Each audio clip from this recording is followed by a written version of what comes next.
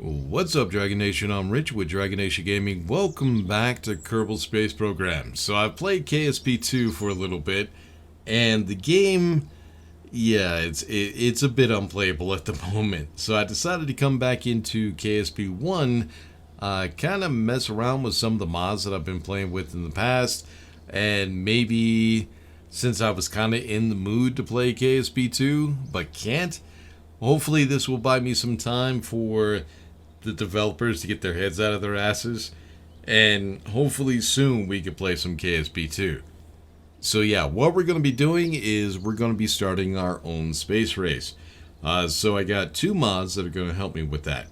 One is Bluedog Design Bureau, which is going to get us the parts that we need for the rockets that we're going to be building, and then a mod for, I think it's called History of Spaceflight.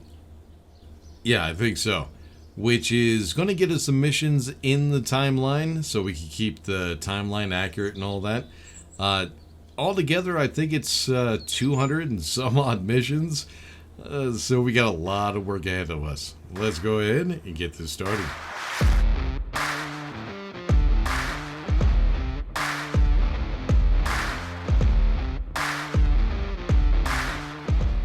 Alright, so to start out with, the settings that I have are pretty low. I think I put the science and the cache up to 200%, just so that way it's not so grindy. That is the one problem I had with campaign mode in Kerbal Space Program. It was just a little bit too grindy for me. Alright, let's go into mission control and check out and see what we have. Alright, so we have the vanilla missions still, and then we have the history of spaceflight missions. So let's go into exploration. What we're going to do is we're just going to be going with launch our first vessel. That's all we're going to be able to do for right now. I can only get 2 missions max because I haven't upgraded mission control yet. Then we'll go into history of spaceflight. Now, history of spaceflight will give you the missions from several countries that had their own space program. So if I wanted to, if I had the mods, I could play every single mission from every single one of the countries. But we're not going to be doing that. We're going to be concentrating on the USA, because those are the rockets that I know. I'm not an expert with the space race, so there's going to be a lot of stuff I don't know, but I do know a little bit. So what we're going to be doing is skipping the launch test, and we're going to be coming down to, yep, we got one offered here in the USA research program. Now, I'm pretty sure, oh, it's not. It's Vanguard.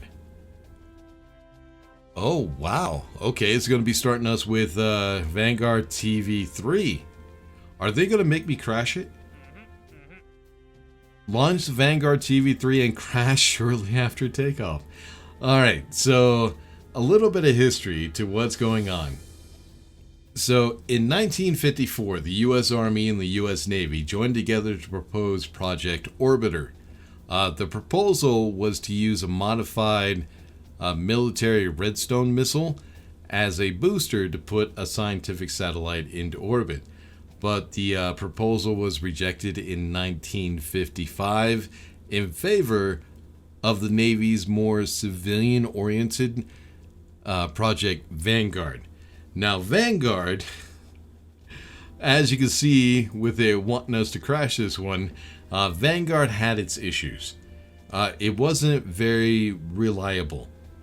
Actually, I think out of the 11 rockets that were built, only 3 of them actually made it into orbit.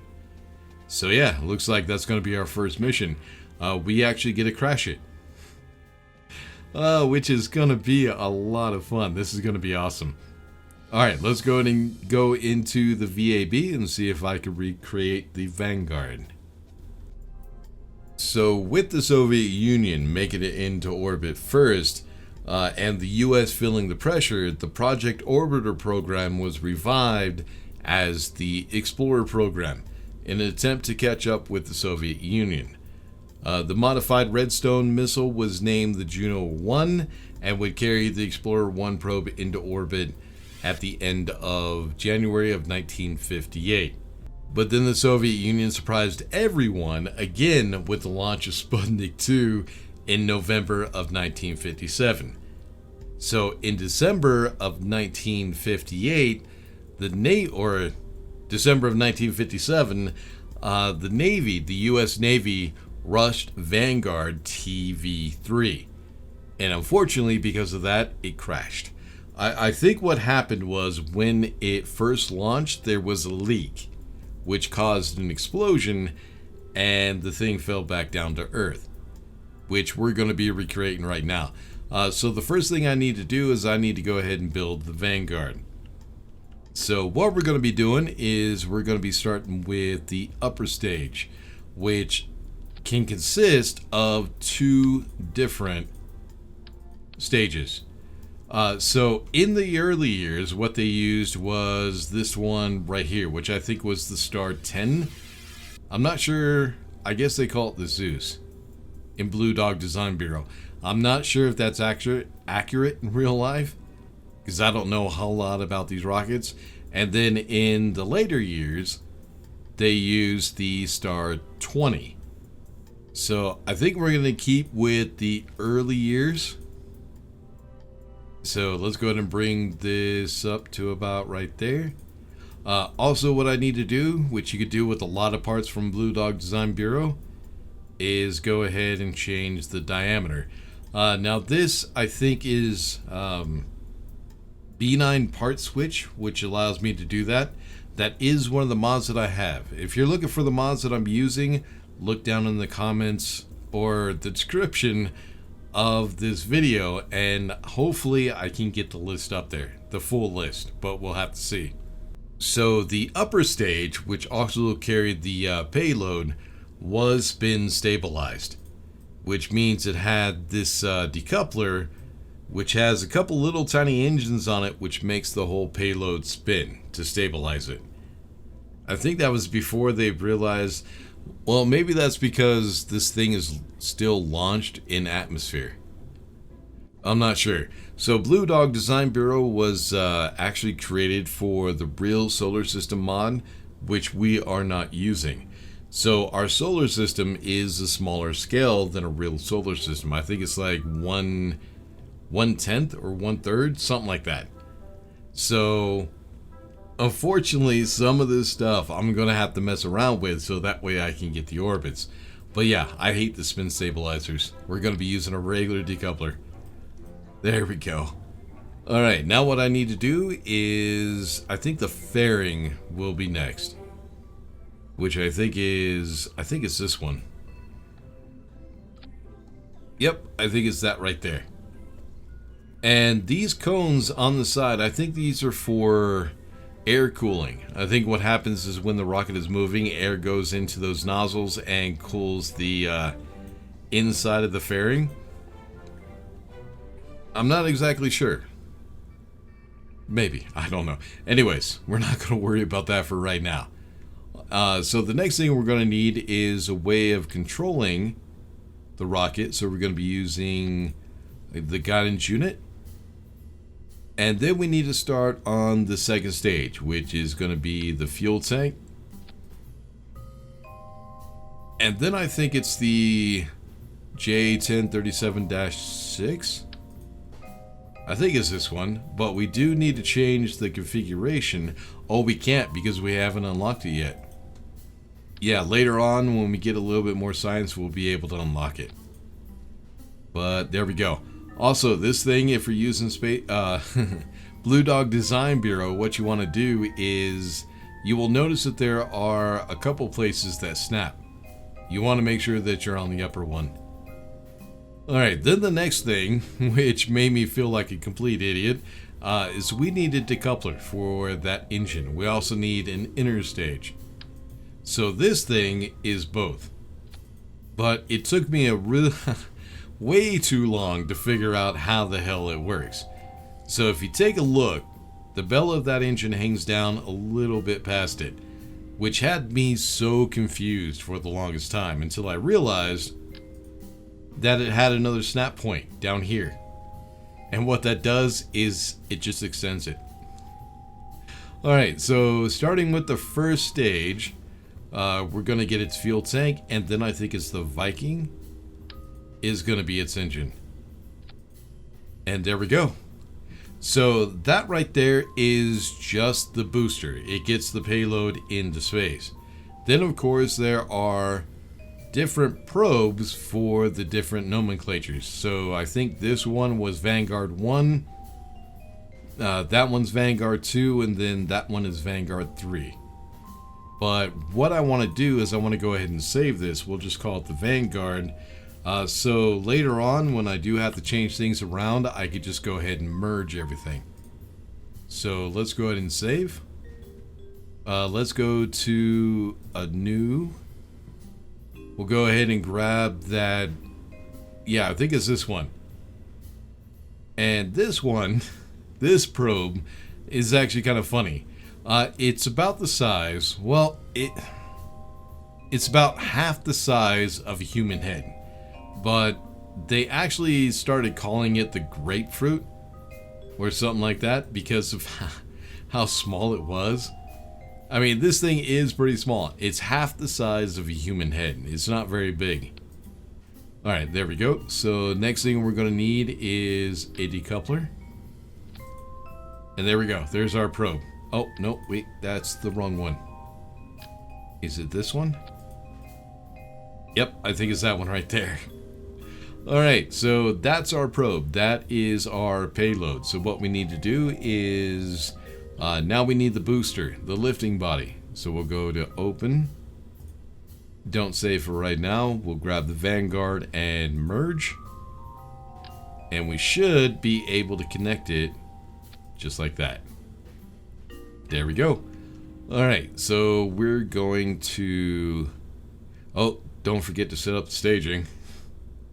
I always forget that shit. Okay, so you come down here. I think that's it. I think we're good. Alright, so we're going to name this, well, this at some point will be Vanguard 1. Right now, this thing is going to be crashed. Oh, did I? Yep, I forgot the G. Alright, can you... And sorry about the typewriter sounds in the background. I can't really type too fast or my keyboard gets really loud, but sometimes you can still hear it. Alright, so there's Vanguard 1. Let's go ahead and save that. So all we're going to be doing is just launching this about 100 feet high, and then we're going to crash it back down to the surface, which is what the actual Vanguard TV3 did. It got about 4 feet, if I'm not mistaken, off the launch pad, and then exploded and fell back down to the launch pad. But let's go ahead and launch this and see if we can recreate that. I gotta make this quick because I forgot to add a clamp to this. So RT full throttle, 3, 2, 1, launch. Alright, then shut down, and we're gonna have to turn this so this thing will explode. Oh, no, it just bounced. There we go. Alright, so that should have... Yep, we got launch our first vessel and Vanguard TV3. So yeah, not too difficult. Alright, let's go ahead and recover that and get back into the VAB, or back to the Space Center. Alright, so it looks like we got about 18 science, which I'm not going to worry about right now. And now we're up to 75,000 credits, which is not quite enough. We still need, yeah, it takes 75,000 to upgrade the mission control. So yeah, we're going to have to wait. Alright, so after the launch of Sputnik in October of 1957, the US started to panic just a little bit. Not only because of the launch of Sputnik, but because of the Vanguard failures, which was a really big deal. So what they did was they revisited the Project Orbiter, which was proposed by the Army and the Navy.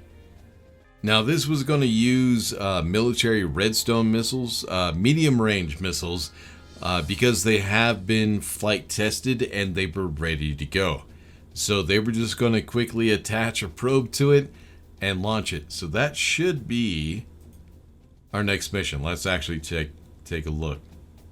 So yeah, we got 1 for launcher test, 2 in USA research program. Oh, because of the next Vanguard, which I don't think is until 1958, the end. Oh, well, March 1958. So yeah, we'll not worry about that for right now. What we need to go to is the Explorer program, which will be our next flight. So there she is in, I think it was January 31st, 1958. So yeah, like I said, what they did was they refurbished an old, or not an old, they refurbished a Redstone missile to create the Juno I, which launched the Explorer 1, and it was, well, set to launch the Explorer 1 in January 31st, 1958, which took them, I think it was 84 days to refurbish the Redstone missile into the Juno I rocket. But unfortunately, yeah, the USSR, or the Soviet Union, surprised everybody again and launched Sputnik 2 in November of 1957. So yeah, the US was definitely feeling the pressure at that point. Let's go ahead and accept that mission.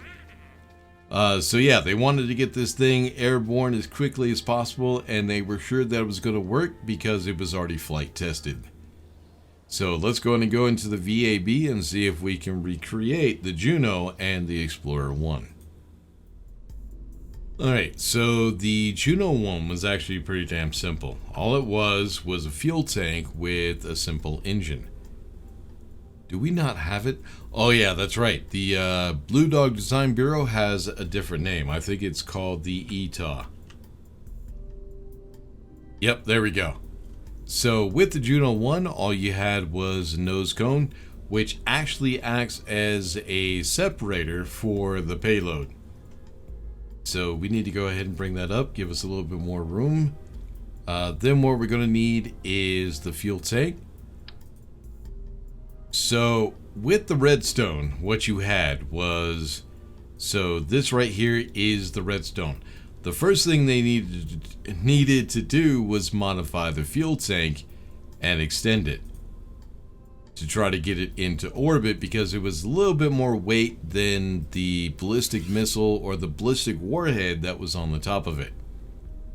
Then we have the redstone, which is actually called the sandstone in Bluedog Design Bureau. And then we have our control surfaces. We need 4 of those, just like that. And there you go. That's the Juno 1.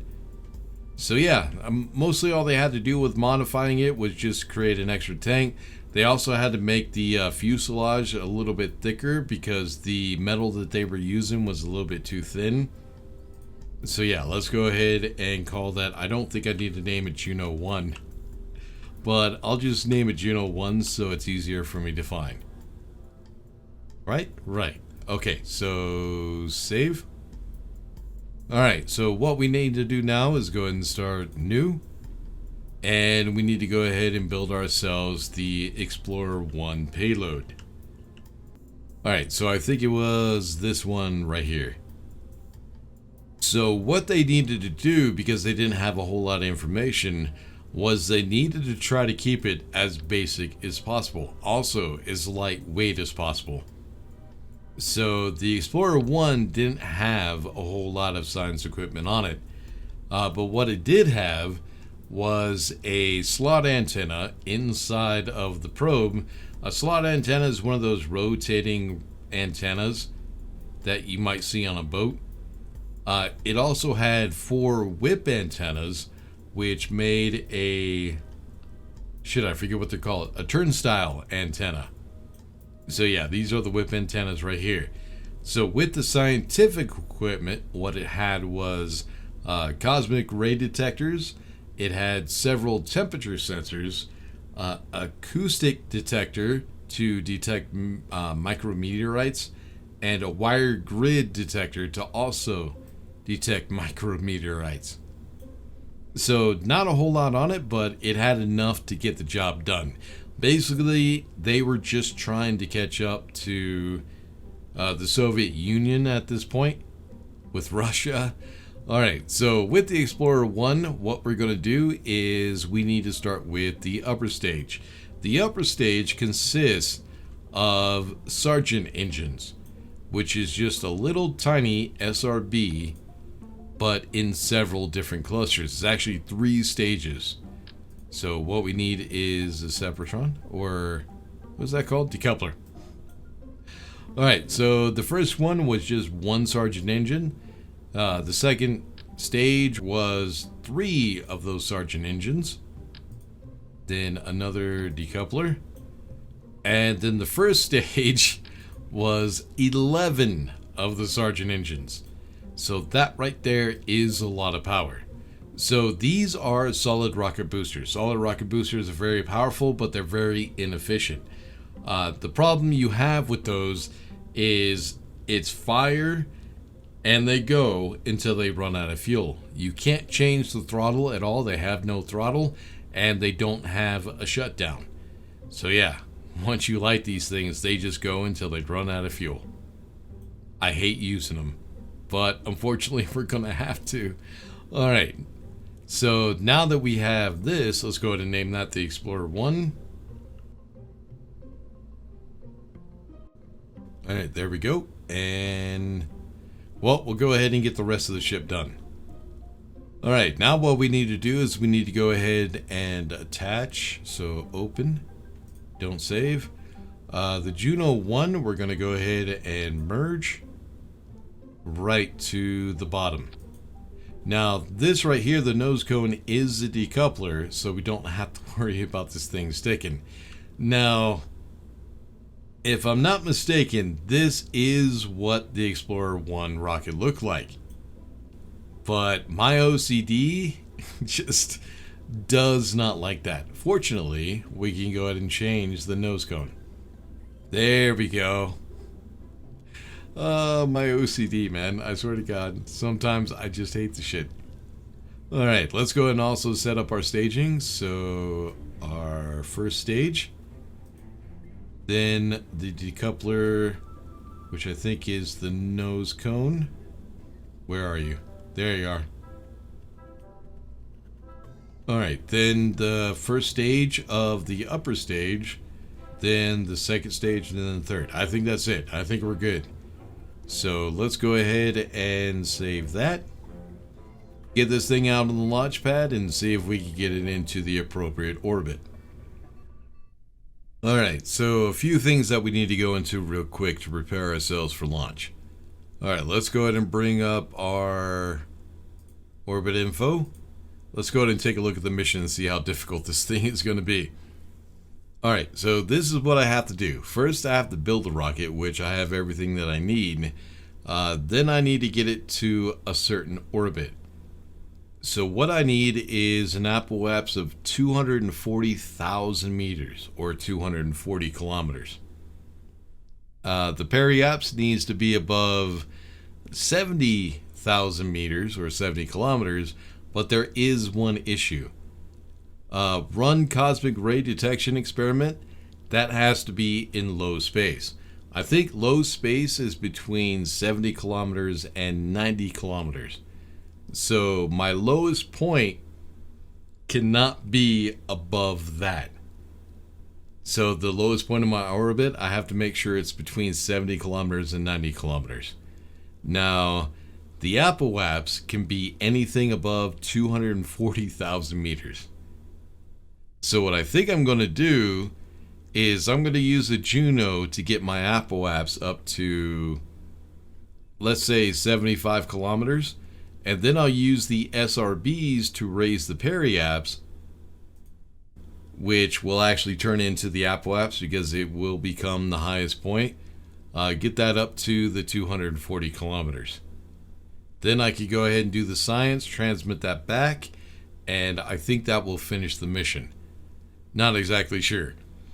But when I first started playing Kerbal Space Program, what I would do is I would watch my rocket. I mean, I spent all the time building a rocket. I wanted to watch it fly. I didn't realize that You really need to watch the nav ball if you actually want to get into orbit. With any mission, just watch the nav ball. It will give you all the information that you need. The information that we're going to need is our eccentricity and our inclination. Now, eccentricity is something we'll have to deal with later. The inclination, we need to get between 30.2 degrees and 36.2 degrees. Which, if we look at the nav ball, this is going to be 0 degrees. This is going to be 45 degrees. So it needs to be a little bit lower, about right there. And I hope the cursor is working. I think I fixed it. So you guys are actually seeing the cursor where it's supposed to be. So what we need to do is when we do our gravity turn the ship to try to get into orbit, we need to have it about right there. Yeah, this is going to take some work. Alright, so what we're going to be watching is this right here, the inclination. We need to make sure that we get that in between 30.2 and 36.2. I'm a little bit worried, but I think we'll be okay. Alright, let's go ahead and do this. Let's go ahead and hit T to turn on SAS. Full throttle with Z. And in 3, 2, 1, launch. And there she goes. The launch of Explorer 1. Hopefully we can get it into the right orbit. And I love the sounds of these rockets. Alright, so the first thing we need to do is we need to make sure that we're going fast enough in order to do our gravity turn. Let me go ahead and stop this real quick. Alright, so what I want to do is I want to get up to at least 100 meters per second. That should be enough speed that we don't have to worry about toppling too much. Now, right now, because the rocket is going straight up, that means the wind resistance is coming straight down. So if I start to turn this rocket a little too fast, that wind resistance that is coming straight down is going to push down on the rocket and cause it to tumble.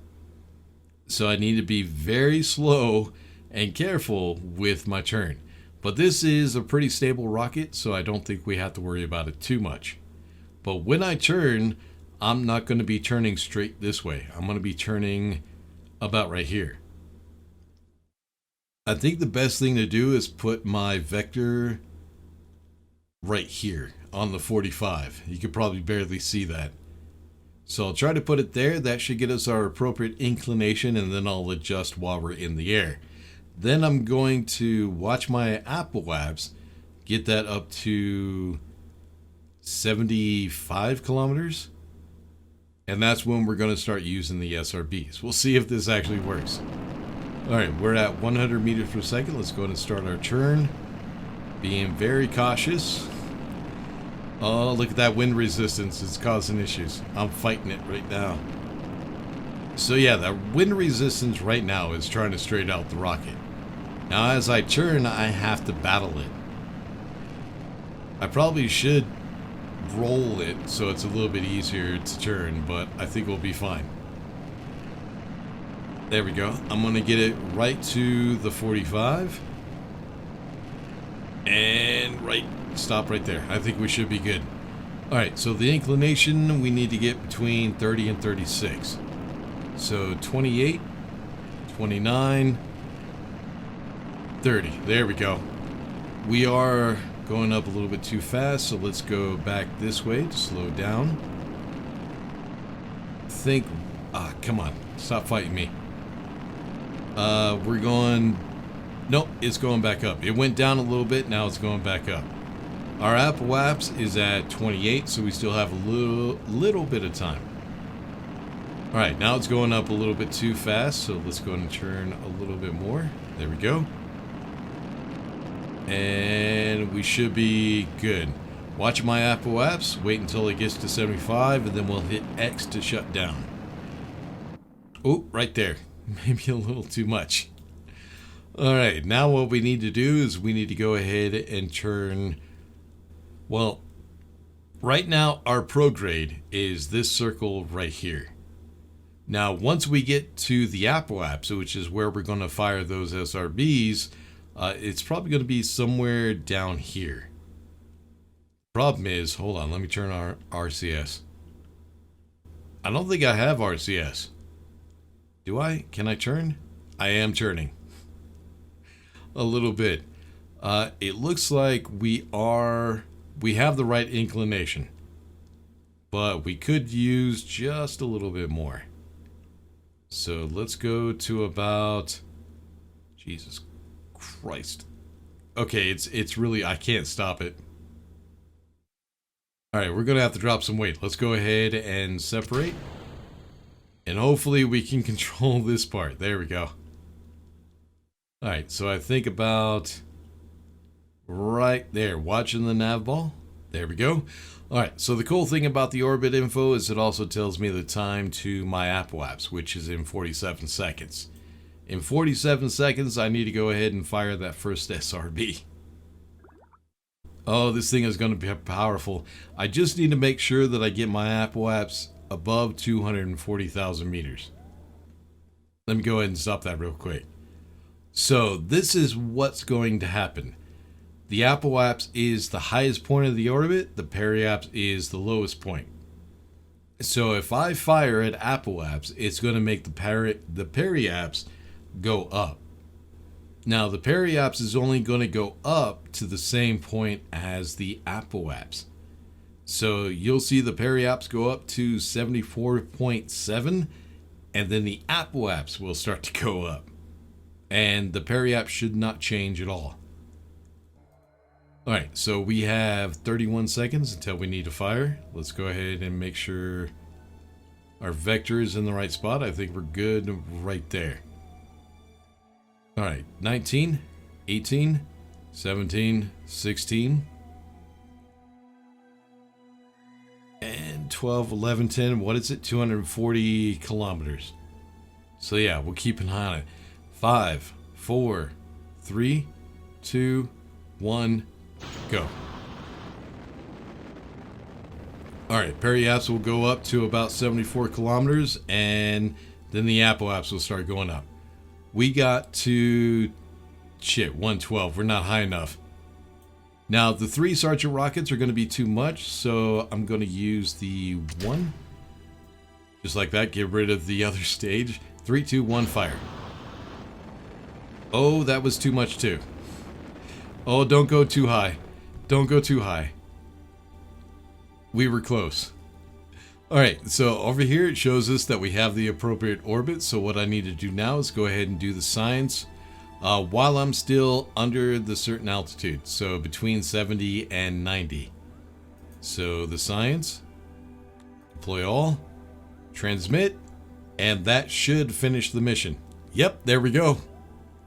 Alright, so with the success of the Explorer 1, that launched the US into the space race between the US and the Soviet Union. Now, the Explorer 1 did not only catch us up to the Soviet Union, it also was able to discover the Van Allen belt. The Van Allen belt is a radiation belt which surrounds our planet. I'm not exactly sure about the distances. I haven't done a whole lot of research on that, but discovering it was very, very important. So later Explorer missions will explore the Van Allen belt a little bit more. We'll be able to get more information and figure out how we can combat that radiation zone when we get to manned missions going to the moon. So we've made our first step getting into orbit. The first step trying to get to the moon. But yeah, next episode, I think we'll be going back to Vanguard 1 and we'll be trying to get that into orbit.